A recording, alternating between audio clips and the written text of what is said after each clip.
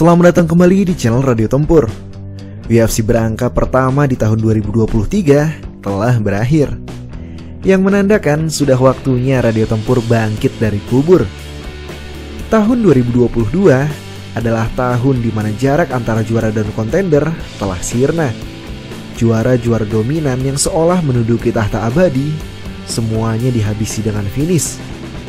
Kamaru Usman yang nyaris meraih rekor 16 winning streak Anderson Silva KO tragis dari tendangan Leon Edwards. Charles Oliveira sebagai pemegang rekor submisi terbanyak sepanjang sejarah UFC kalah setelah tap out dari submisi Islam Makhachev.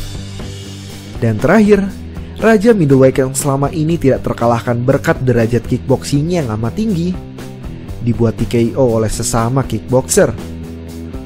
Dan ternyata tahun 2023 ini tidak kalah mengejutkannya. Di tahun ini, UFC langsung memiliki 2 juara baru dalam event UFC berangka perdana mereka.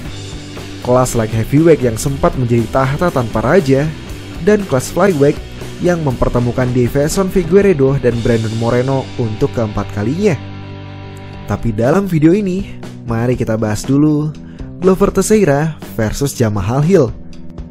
Event UFC berangkat terakhir di tahun 2022, yakni UFC 282 Blachowicz vs Ankalaev, tanggal 10 Desember kemarin sebenarnya dijadikan event untuk menentukan siapakah raja baru pengisi tahta kosong peninggalan Jiri Prochazka ini. Namun sayangnya, kedua kontender ini bertanding sangat imbang dan hasil penilaian juri harus berakhir seri. Sehingga selain uang dan luka-luka, tidak ada yang mereka bawa pulang dari malam itu.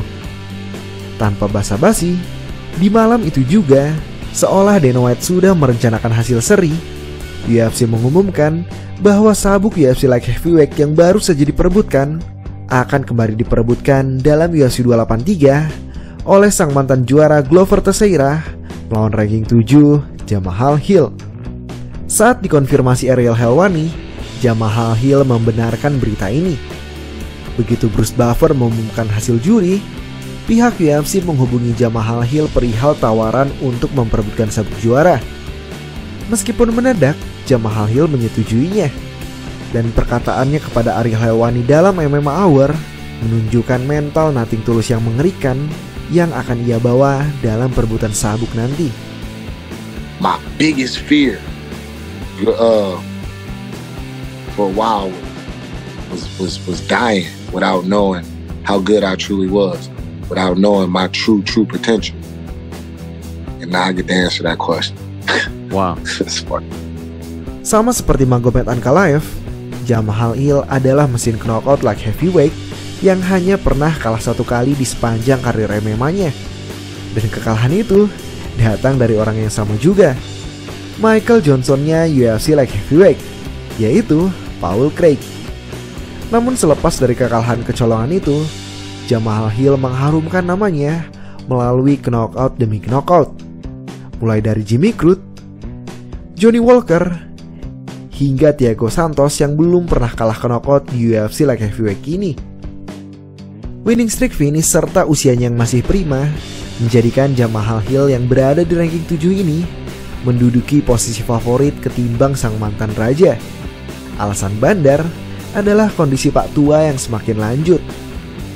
Glover Teixeira memang lagi dan lagi membuktikan bahwa usia bukanlah penghalang. Ia menjadi juara pertama tertua sepanjang sejarah UFC dan hampir berhasil mempertahankan gelarnya melawan samurai muda asal Republik Cek yang usianya hampir setengah darinya. Namun justru berkat duel melawan Jiri Prochazka itulah bandar mulai menyaksikan Glover Teixeira. Luka dan cedera yang ia tanggung dalam duel 5 ronde tersebut pastinya akan menguras umurnya. Fighter muda saja begitu, apalagi fighter lansia seperti Teixeira. Untuk itu Jamahal Hill berada di angka minus 140 dan Glover Teixeira di angka plus 120. Masuklah pada pertandingan. Di ronde pertama, Glover Teixeira langsung membuka pertandingan ini dengan percobaan takedown. Namun Jamahal Hill yang tahu bahwa grappling akan menjadi kunci kemenangan Glover menuntaskan PR-nya dengan baik. Berkat latihan intens bersama keluarga Gracie, Jamahal Hill mampu menahan percobaan takedown ini. Di ronde pertama mereka saling bertukar pukulan, namun Jamal Hill mendaratkan lebih banyak pukulan. Dan masuklah ke ronde kedua. Ronde yang bisa dibilang sudah menjadi akhir dari pertandingan 5 ronde ini. Di ronde kedua, usai Glover gagal mendaratkan tendangan kepalanya, posisinya yang terlambat untuk langsung bertahan langsung disambar oleh tendangan kepala dari Jamal Hill. Tidak hanya 1 tendangan, namun 2 tendangan telak. Glover goyah dan berusaha mengandalkan half movement-nya di pagar. Namun semua tinju Jamal Hill mendarat dengan keras. Ketika tampak nyaris kalah TKO, kegigihan Pak Tua meledak tiba-tiba dan balik menyambar Jamal Hill dan membuat pipi bagian kanannya bengkak dan robek. Jamal Hill yang masih kaget membuat Glover berhasil menjatuhkannya kali ini. Meskipun Jamal Hill mampu kembali berdiri hanya dalam waktu 1 menit. Di ronde ketiga dan keempat tidak ada yang Pak Tua bisa lakukan selain menanggung penyiksaan dari Jamal Hill. Pelatih Glover serta sahabatnya sejak lama, yakni Coach John Heckelman, menyatakan ia sudah ingin melempar handuk di ronde ketiga. Namun ia kalah suara dengan coach lainnya, terutama Glover sendiri. Hingga akhirnya penyiksaan ini dilanjutkan sampai ke ronde terakhir, yakni ronde kelima. Di ronde kelima, Pak Tua yang babak belur secara ajaib mampu men-takedown Jamal Hill dan mendapatkan posisi mount. Namun sayang, kondisinya yang pastinya sudah sangat lelah dan sangat kesakitan membuatnya tidak mampu memaksimalkan posisi ini. Di sisi lain, Jamal Hill yang sebelumnya sudah berlatih intens bersama Royler Gracie membuatnya mampu dengan licin menyelinap melalui kolong Teixeira dan membalikan keadaan. Dan pertandingan ini pun berakhir. Tanpa pengumuman dari Bruce Buffer pun, Jamal Hill sudah tahu ia memenangkan pertandingan ini. Emosi langsung membanjiri dirinya. Di sisi lain, kemalangan yang menimpa Pak Tua nampaknya tidak hanya dari cedera dan luka yang ia terima saja. Main event perebutan sabuk sekaligus pertandingan terakhir yang UFC hadiahkan di tanah kelahirannya sendiri ini berakhir tidak sesuai harapan. Bahkan, penonton sudah banyak meninggalkan arena sejak ronde keempat. Post-fight interview terakhir sekaligus perpisahan Glover harus ia sampaikan di hadapan arena kosong. Namun di Twitter, Glover dibanjiri banyak sanjungan dari rekan fighter. Salah satu yang gue ambil adalah ucapan dari sesama fighter aktif sepuh di UFC, Jan Blachowicz.